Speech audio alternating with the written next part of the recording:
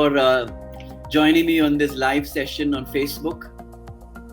I hope you guys are all staying safe and looking after yourselves and your families in this time, and finding ways to spend your time productively. I guess this is one of those ways of spending your time well, right? Okay, so I won't waste any more time. Let's just go for it. So, hi, I'm Asif Ali Beg, singer, actor, voice artist, and voice coach. I'm so excited to be included on this amazing list of professionals from the theatre, Chai Vai or Rangamanch. I'm going to be talking to you about the subject of speakology, the subject being your voice and your speech. I'll speak for about 15-20 minutes, and after that, if you have any queries, any questions, anything you'd like to share with me, please go ahead and do so. All right, so I started off my professional life as a singer with a band, and it was through that I developed this obsession with the stage.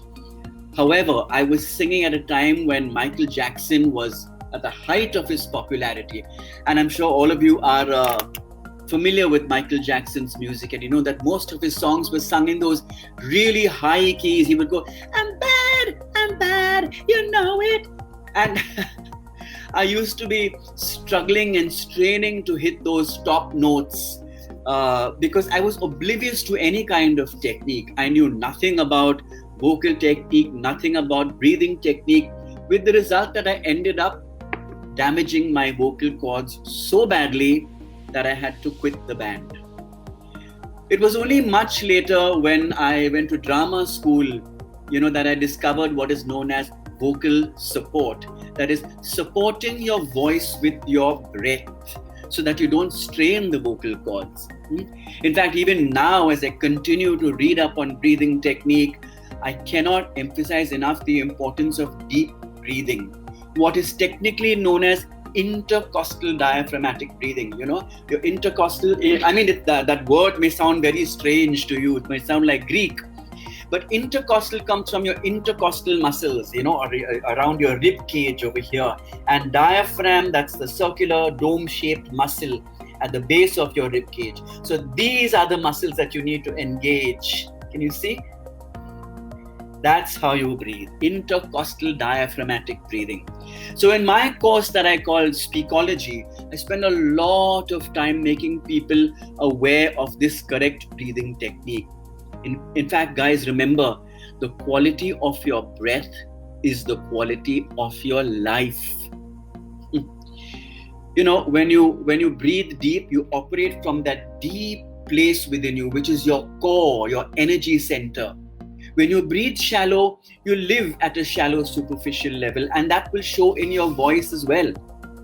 When your voice is supported by your breath, it sounds rich, it has weight, it has resonance, it has clarity, it has color, and you can project it over a large space. Remember, projection is not about shouting.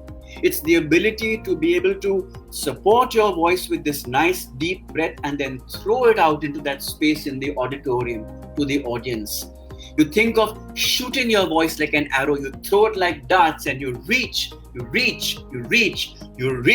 your voice. And that only comes from supporting your voice with your breath. Guys, deep breathing is the very foundation for all vocal skills. And that's what you need as an actor in the theatre. Even if you have mics, you need to be able to project into the mic. Because remember, when you are up there, guys, on stage, you are telling a story. As an actor, you're telling a story. And it's a story that you have rehearsed for, let's say, 2 months, 3 months, whatever. So you know the story inside out. Or at least you should know the story inside out, right? However, the audience is hearing it for the very first time. And it is your job to paint a picture in the minds of the audience. But the audience will only see the picture if you see the picture first in your own head and you choose your colors. How do you color that picture? You color it first of all with your breath, and then you sprinkle it with what I call the deadly shins: articulation, enunciation, pronunciation, modulation, intonation, projection, and most importantly, with your pauses. Do not be in a hurry. Guys, pauses are the most precious thing in speech. I'm sure you've all heard of the term pregnant pauses. Why is it called pregnant? It's because it's got life in there. No, you're not really saying anything, but you're still saying so much. And you take the pause, so you give the audience time to absorb what you are saying.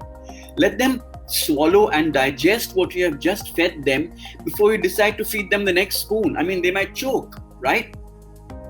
And you use the pause to breathe. Remember, breath is connected to emotion, is connected to movement, is connected to voice. Everything is connected. Nothing operates in isolation. Everything works together. And they have to work from the inside out.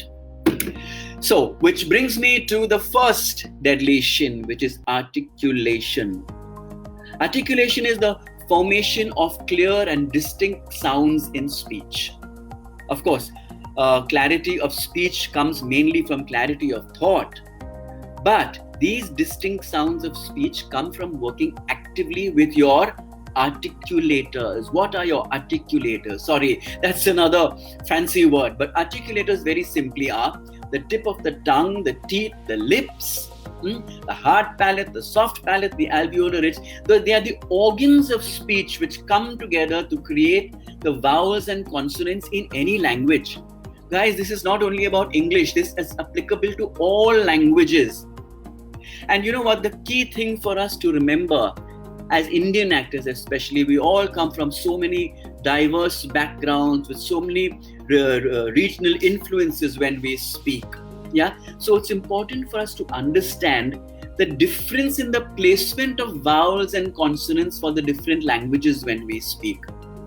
And as actors, it's important that we do justice to the language that we choose to communicate in and act in.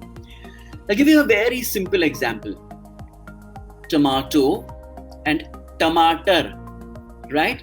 So for English, at least for neutral Indian English or neutral English, T is a forward placed T, where the tip of your tongue just touches the top of your back teeth, the back of your top teeth, T, as you say tomato. Whereas when you say ta in Hindi, tomater, you will see that the tongue hits the roof of the mouth. Yeah? Now, if I'm acting in a play in Hindi and I say, Bhai sahab, mujhe tomater chahiye, you say, ye kaun hai अंग्रेज की? If you're sitting in the audience, you say, ye kaun hai अंग्रेज की औलाद, इसको हिंदी भी नहीं आती है. Yeah? Similarly, if I'm acting in a play in English and I say, I'd like some tomatoes, you'll hear that very strong Indian accent over there, yeah, which tends to jar. So do justice to the language that you communicate in.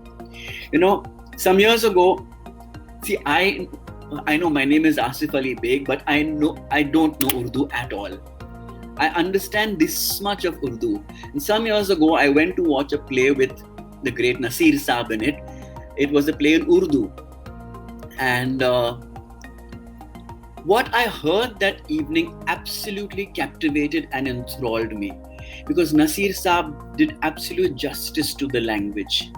You know, he knew exactly what to do with each vowel and consonant sound, and it was like honey just oozing from his lips.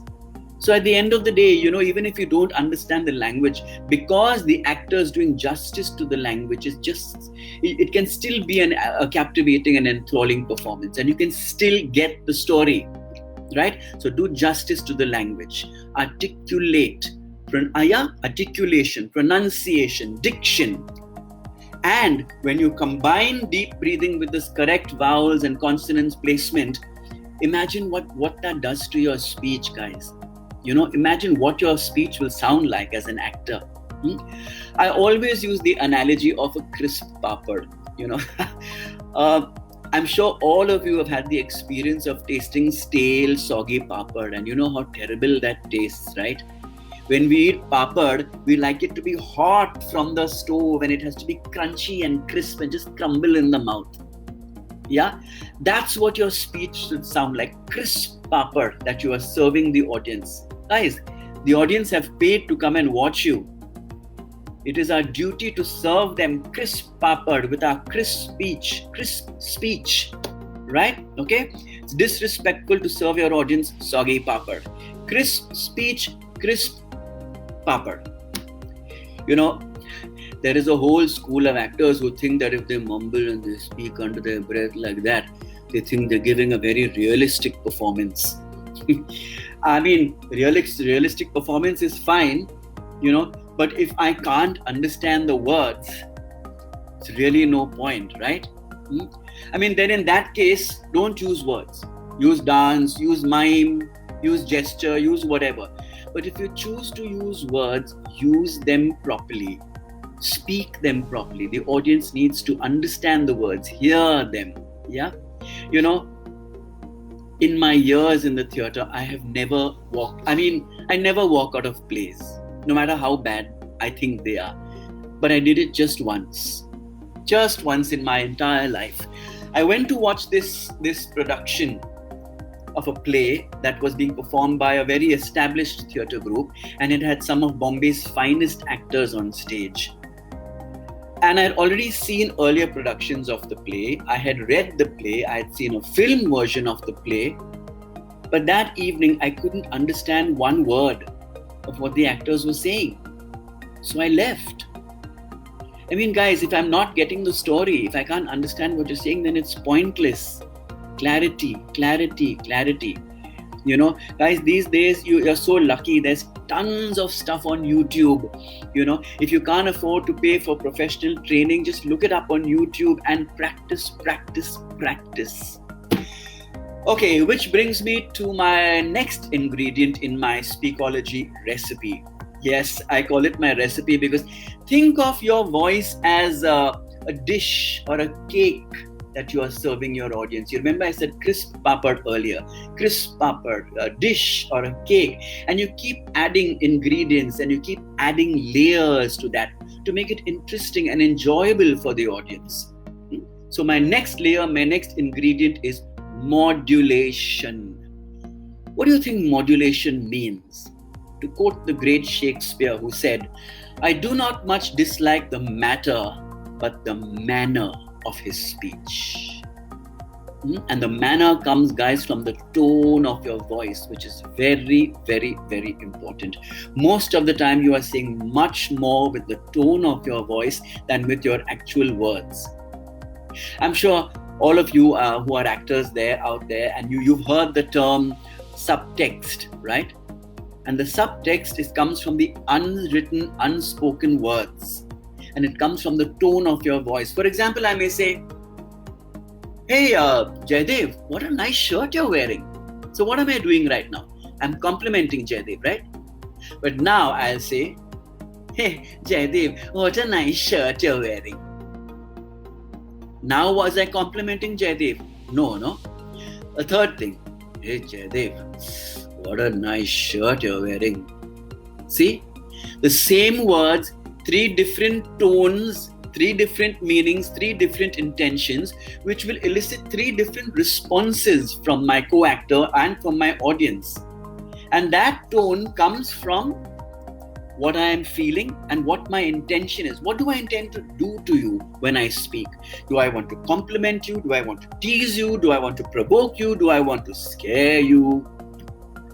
Right? And I have to have absolute clarity with regard to that. I cannot be vague and ambiguous about what my emotion is. Because if I am confused, I will throw my poor actor off, and the audience will also be confused as to what I am trying to say, what I am feeling.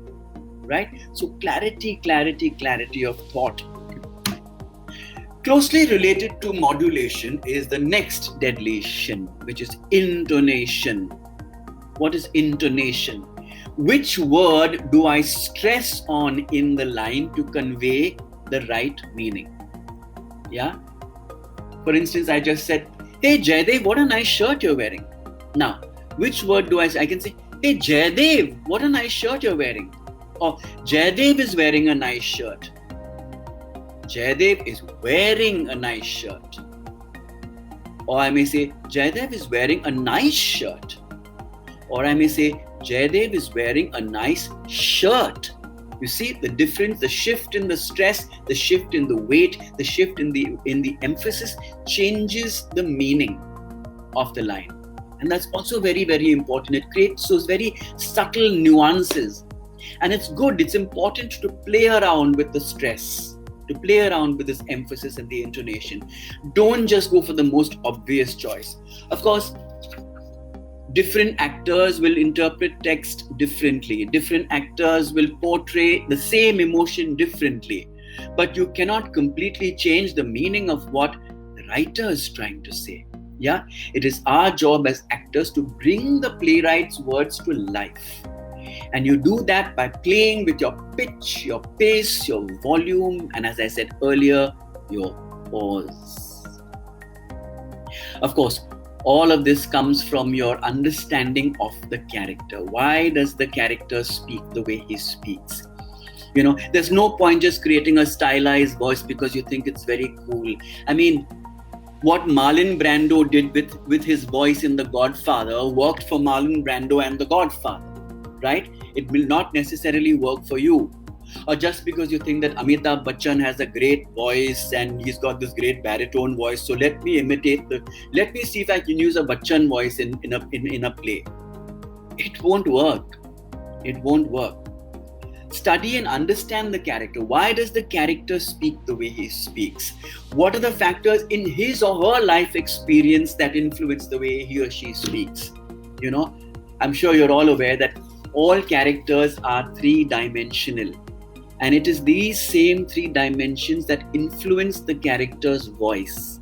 So find the character voice from there. Don't bring an outside voice that you've heard and try and paste it onto the character. Then you're working from the outside. It won't work. It won't be believable. It won't be honest. I mean, sticking with the subject of modulation, some of us have a problem with speaking in a monotone. You know, that's where modulation really helps. On the stage, guys, you cannot afford to speak in a monotone, unless, of course, the character demands it. What do I mean by monotone? You will notice that most prayers, most chants are recited in this monotone. If it's put on a graph, it will look like this. Yeah. For example, Namyo Horenge Kyo, Namyo Horenge Kyo, Namyo Horenge Kyo, Nam Om Bhur Bhuva Swaha Tat Saviturvareniyam Bhargo Devasya Dhimahi. Hail Mary, full of grace, the Lord is with thee, blessed art thou. Yeah.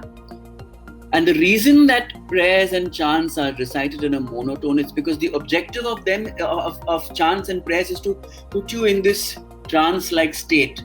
So you can go deep within and be in direct communion with God. But on stage, you can't afford to do that. Your job is to bring the audience alive, to keep them alive, to keep them alert, so they're listening, tuned in to what you are saying. You want to wake people up, and you do that by creating these nuances, these inflections, these dynamics. You take the audience on a roller coaster ride with your voice. Guys, that's what some of the most powerful politicians in the world do. I believe that this is just my belief, what I believe in. Politicians are all actors. At some level or the other, all politicians are actors. Because they mobilize millions with the sheer power of their speech. And one of the greatest examples of that in history is Adolf Hitler. He understood the power and the impact of rhetoric. What is rhetoric? Rhetoric is the art of effective public speaking, the art of persuasion, especially with the uses of figures of speech and other tricks of speech, including, of course, gesture. When do you use gesture? Let's take a milestone speech, one of the most famous speeches of all time, which was Nehru's speech on the eve of independence, Indian independence, where he said, "At the stroke of the midnight hour, when the world sleeps, India will awake to life and freedom." And you raise your hand there and you pause. And he creates what is known as the clap trap. The audience cannot help but just applause. They start clapping. All great playwrights have used these tricks of rhetoric in their speeches too. For instance, in Hamlet, the queen says, "Come, come, you answer with an idle tongue." And Hamlet says, go, go, you question with a wicked tongue. Or Hamlet says, words, words, words. Or Macbeth, oh, horror, horror, horror. Or the famous to be or not to be. Friends, Romans, countrymen. These are all figures of speech that are being used as tricks to captivate the audience. And guys, we as actors, we need to lift that rhetoric off the stage and carry it out, translate it into our voices, into our speech. Okay, which brings me to one of the most important rhetorical devices in speech or auditory, which is gesture. How much gesture do you actually need in performance? When do you need to use gesture? You know, when I was in drama school many years ago now, my acting coach once made us do an exercise where we had to share with the class an incident which was very vividly etched in our memories. So when my turn came, I shared this incident, and after I was finished, he said, "Oh, very nice, Asif, but I'd like you to do it one more time. This time I want you to sit on your hands, put your hands under your butt, sit on your hands and narrate the incident and make it as effective." And I found that very difficult to do, guys. You know, see, we as Indians, we come from the culture of Ram Leela, where stories were enacted in a village under a tree, no mics, and there were no acoustically designed performance houses or spaces. So the actors had to rely on gesture to convey the emotions, to convey whatever they were feeling to the audience, because there were no mics. But now in a more contemporary space where we have microphones and we have acoustically designed spaces, do I need so much gesture? Do I need to use my hands so much? Right? So, economize with gesture. Just like I spoke about the pauses in speech, sometimes just doing nothing with your hands, or your face is far more powerful than even a single gesture. So guys, these are the various layers that you need to use in your recipe, when you serve your audience this wonderful, tasty dish. And look, there is no other way to master this than practice. I will add one more thing to that list of practice, and that is awareness. Guys, awareness is the first step towards growth. Be aware. Is the tone of my voice creating the wrong impression of me? Are my words clear?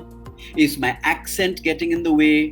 Remember, guys, mispronunciation leads to miscommunication, leads to misunderstanding.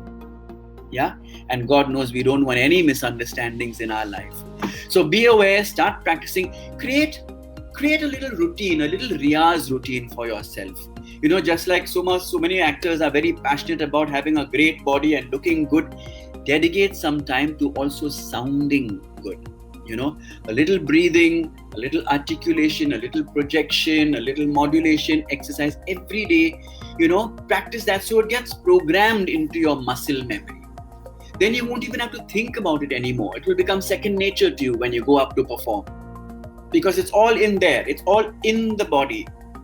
And guys, you know, when you practice this, I also encourage you to explore, expand and exploit your vocal range. Don't remain stuck in your comfort zone. Your voice has amazing, limitless potential. There's treasure in there, but you have to, if you want to find that treasure, you have to dig deep. And when you find it, be generous enough to share it with the world. Keep your mind open, keep everything open, absorb and then share. And that's what Speakology is all about. I wish you all the very best. I hope you enjoyed that. I hope that was informative. Guys, tomorrow at the same time, Dr. Satyabrat Raut will be in the same space, and he'll be talking about chiseling the stage space. So please tune in. I'm sure you're going to enjoy that. All right. See you guys.